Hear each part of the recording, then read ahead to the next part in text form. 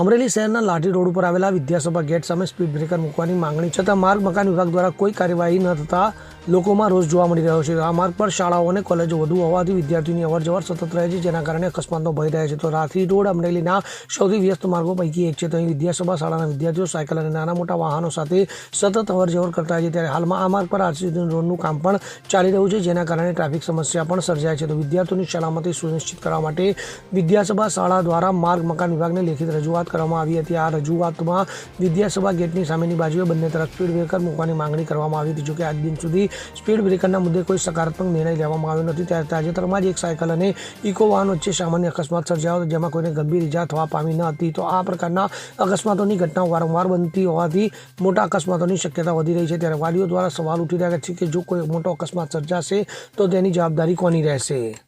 Bureau report, CN24 news. હવે જુઓ દેશ દુનિયાની તમામ ખબરો તમારી આંગળીના ટેરવે। ઉઠાવો મોબાઈલ અને Google Play Store પરથી ડાઉનલોડ કરો અમારી CN24 ન્યૂઝ મોબાઈલ એપ।